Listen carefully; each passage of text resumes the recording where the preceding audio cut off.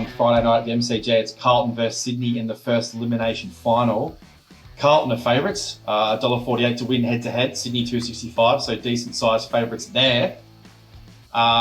In their previous match, Sydney won at the SCG, 26 points in round 11, which interestingly, all the underdogs have won their previous game against the opposition in the finals this weekend, and they've only played once in all the opposition, so that's an interesting statistic there. Carlton have won 4 of their last 5 games, lost to GWS last week, maybe can write that game off, seeing as they were already in the finals, but had some really good victories against Melbourne, Collingwood, St Kilda and Gold Coast.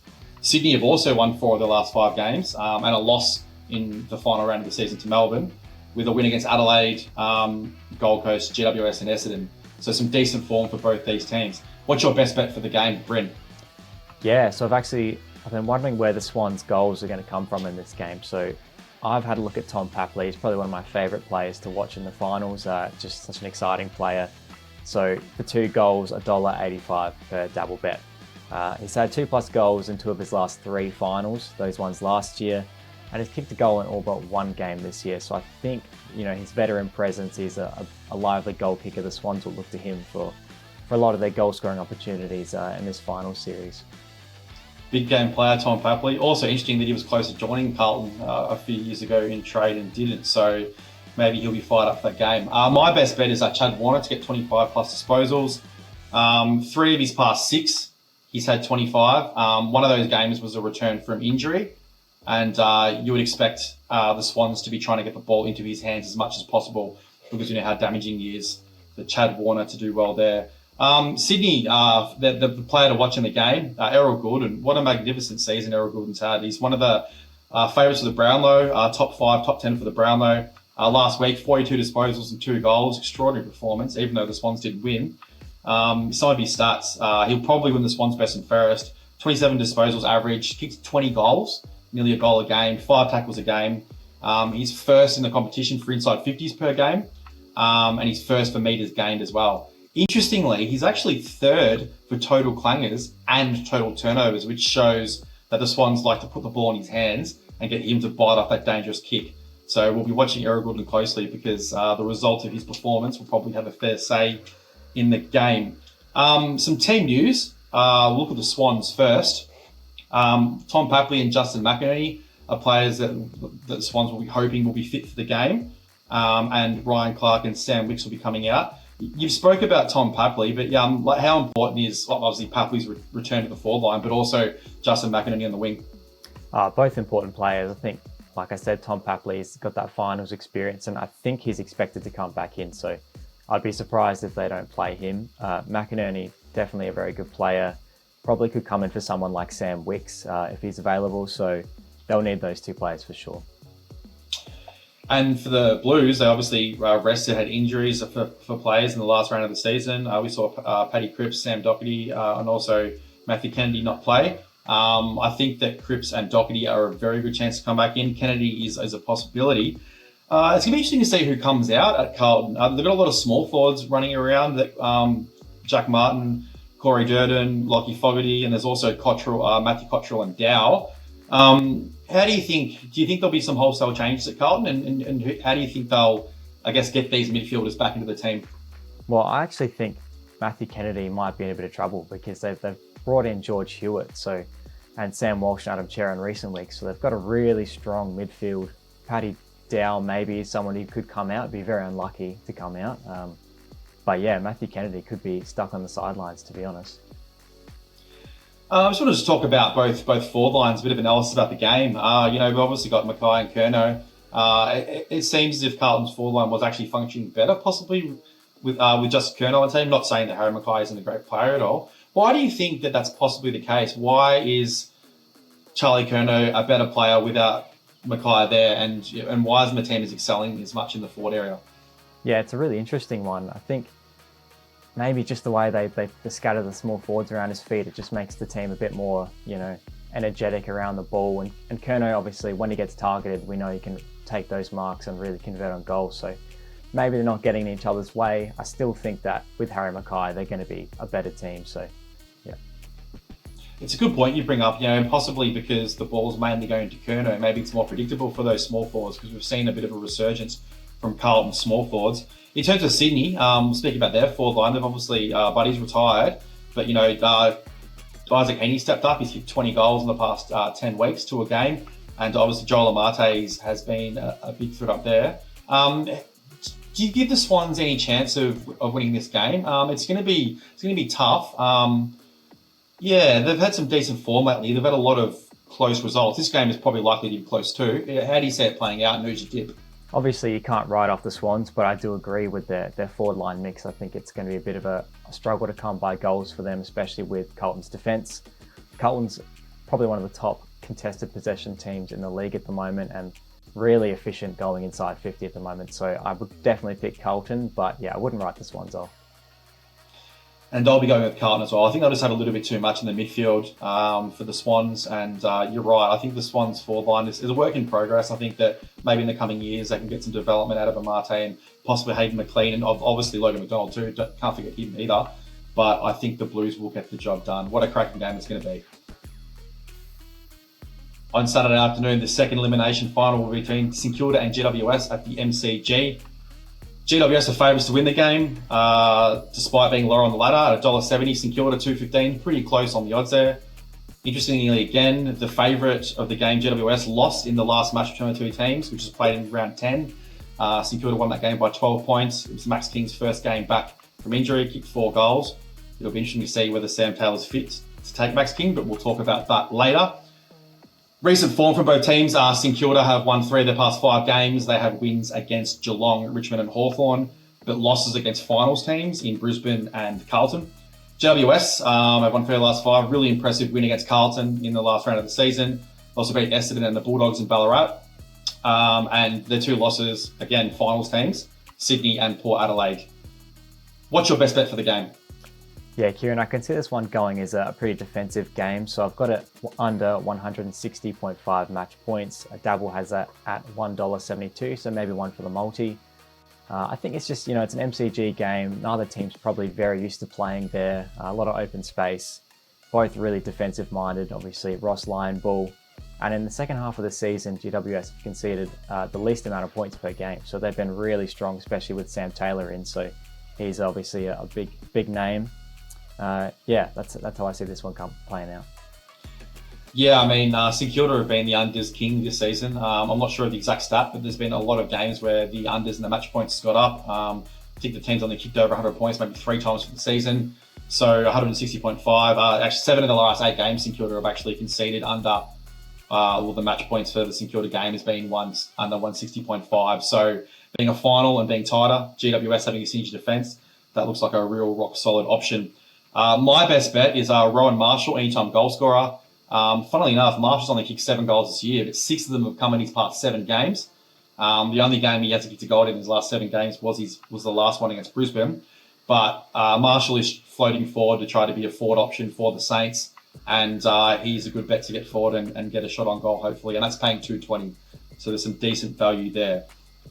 Player to watch on the game is All-Australian captain and a player that hasn't always been revered, but now is in Toby Green. Tell us, before I rattle through some of the incredible stats about Toby Green this season, tell us about your thoughts about Green and his development in his campaign. Yeah, obviously no shock. The All-Australian captain is a player to watch. He's been fantastic this year, and I think you'll probably mention it, but 60 goals as a small forward is pretty much unheard of, even with the extra round. So he's been absolutely fantastic, and like you said, it's earned a bit of recognition. I think maybe there's been a few that have always rated him as one of the top sort of 4 or 5 players in the competition, and I think he's at that level this year and will be very big in the finals. Yeah, well, this season he's actually kicked 15 goals more than he's ever kicked in a season before, which is a great effort, especially for a small forward. Well, he's kind of a hybrid small forward, isn't he? But only once this season has he failed to kick a goal, and I think that he's a barometer for GWS, and if he kicks 3 or more goals, then it's going to make it a lot more difficult for St Kilda to get the job done. Jimmy Webster is the player that has played on Green before, Callum Wilkie as well, so it'll be interesting to see who goes to Toby Green. Team news for St Kilda, they'll obviously be welcoming back Max King and possibly Seb Ross. The ones that are a bit iffy, Josh Battle has got to undergo, who's been in concussion protocols, who could be a possibility, and Dougal Howard is someone that's also been mentioned. Players who could come out, Zane Cordy would be the obvious out if Dougal Howard came back in. Jack Hayes would be the one that could possibly come out, or Cooper Sharman for Max King. And then Hunter Clark has been someone that's been the sub quite a bit this season. He would probably be the player to make way for Seb Ross if Ross was chosen. Some interesting calls there for St Kilda. Zane Cordy's been pretty good as a defender over the last few weeks.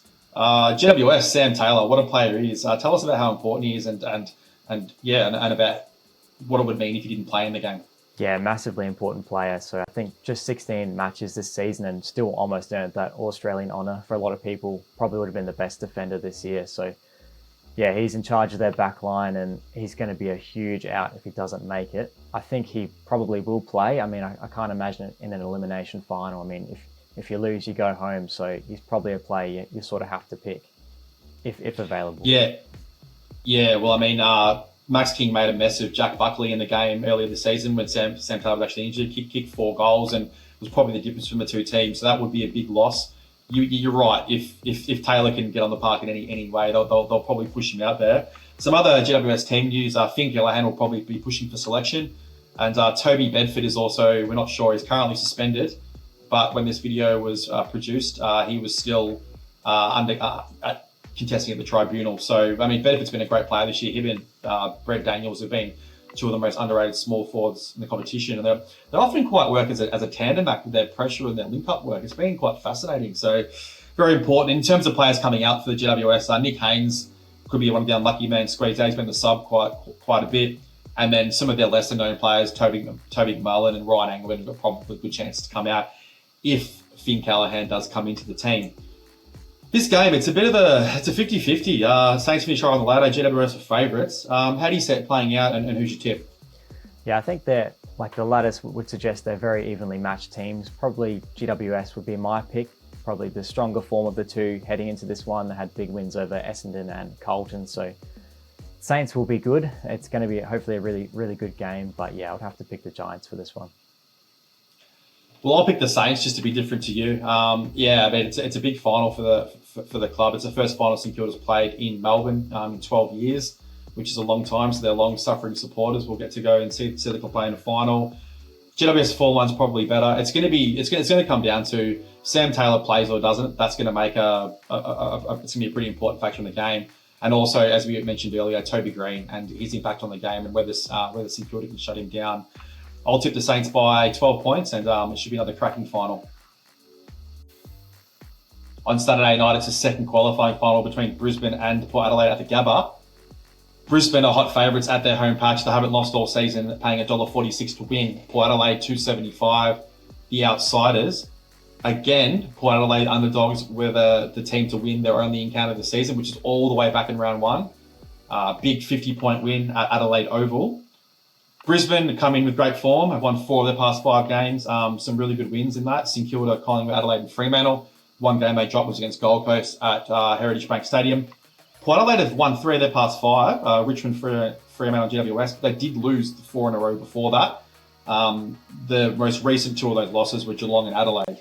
So both teams are going in there with more winning form. What's your best bet for the game, Brent?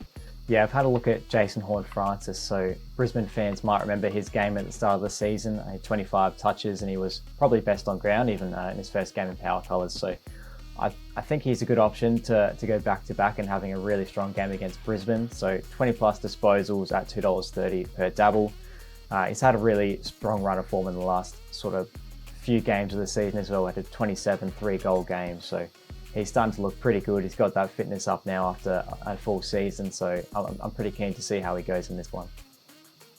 Yeah, he's really started to develop this season. He's still not got the elite consistency. He's having like elite pockets of games, but he's having like patches in games where he's just fanatical, and you can see that once he starts to be more consistent and starts putting that together, he's pretty close to being in the top echelon of players of competition, but he will definitely get up there. I like that bet a lot. I've got Brisbane 1 to 39 points at $2.08. I think that's really good value at over 50% chance for Brisbane to win by that amount. Their last 3 games at the Gabba, they've beaten St Kilda by 12 points, Adelaide by 6 points and Geelong by 11. I can't really see this being a huge margin. It possibly could be, but I think that it's going to be a close game as per most of the finals. Brisbane have had some big wins at the Gabba this year, but it's generally been against teams like West Coast, They had one against Richmond as well. They actually had a lot of close games at the Gabba. So I believe that it'll be a close game, and I think there's some pretty good value there. I don't think that Port Adelaide will get blown away. And we can be pretty safe. We can say that Brisbane are pretty hot favourites to win at home, considering they haven't lost this season. Player to watch, Lachie Neale. Again, he's up there for the Brownlow. Probably won't win it, but is definitely going to be a contender. He's averaged 27 disposals a game, 8 clearances. 10 times this season, he's got 10 or more clearances in a game. He's first in the AFL for clearances per game. He's an extraordinary player. How important is he to Brisbane? And also, how do you think Port Adelaide can possibly limit his influence? Mm-hmm.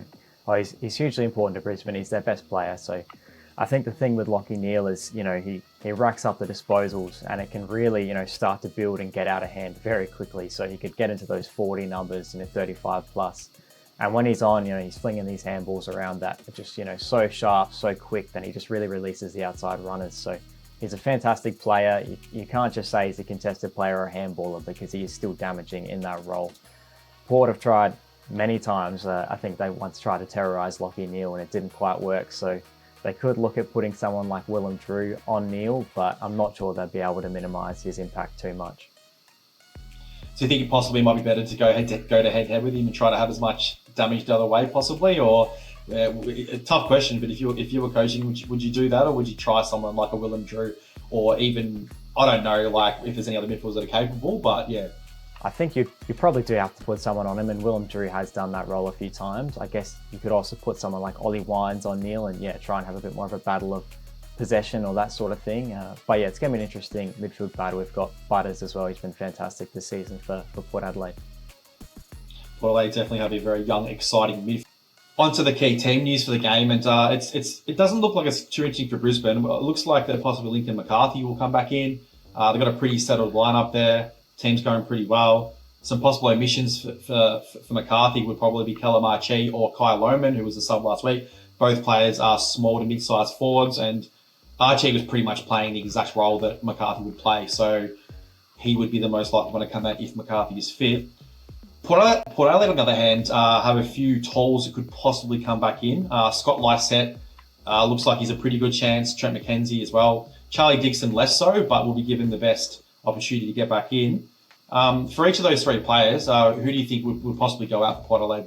Yeah, I think it's fairly simple for Dixon. Probably Ollie Lord will be coming out, the youngest of that forward line mix of the tall forwards, and Sam Hayes would probably be coming out for Scott Lysette, despite probably having a few pretty strong games at the end of the season. The interesting one is going to be Trent McKenzie. So been really strong in a partnership with Aliria this year, and it could be the captain Tom Jonas who could come out. Obviously announced his retirement, so we might have seen the last game of Tom Jonas already, which is a really interesting call for Port Adelaide. It is, being the skipper and everything, but Ken Hinkley's been true to form this season. He's picked the best players. We saw Jonas not play for a lot of the season because McKenzie's form was so good, so you'd think that Hinkley will probably follow the same premise with this game. It's going to be an absolute cracking contest. Everyone thinks that Brisbane are favourites and they're going to win. Tough question, but what do you think that Port Adelaide need to do and what parts of the game, areas of the field do they need to get on top of to get over the line, especially away from home and especially up at the Gabba? Yeah, I think they just have to go back to what they're really good at and really back in that young midfield of Butters, Rosie, and like I said, Jason Horne-Francis could have a really big one. It's probably been where they're winning games this year, out the middle in their clearance work. So you've got to hope that they're a bit more accurate in front of goal this time of year, but it's going to be where the midfielder is where they win the game.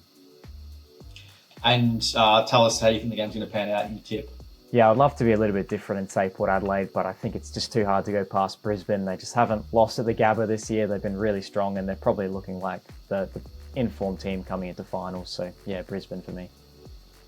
Yeah, Brisbane for me too, by somewhere between 1 to 39 points, as we had in the best bet. Yeah, they're just too strong at home. I don't think it'll be a blowout. I think Port Adelaide will be in the game a fair bit, but I just think that too much firepower up forward for Brisbane. They've got the talls, they've got the smalls with Charlie Cameron as well. The defence is really settled. The midfield is settled as well.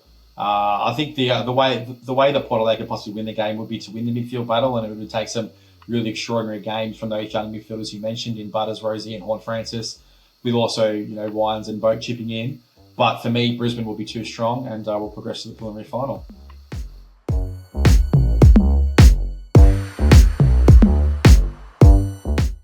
imagine what you could be buying instead.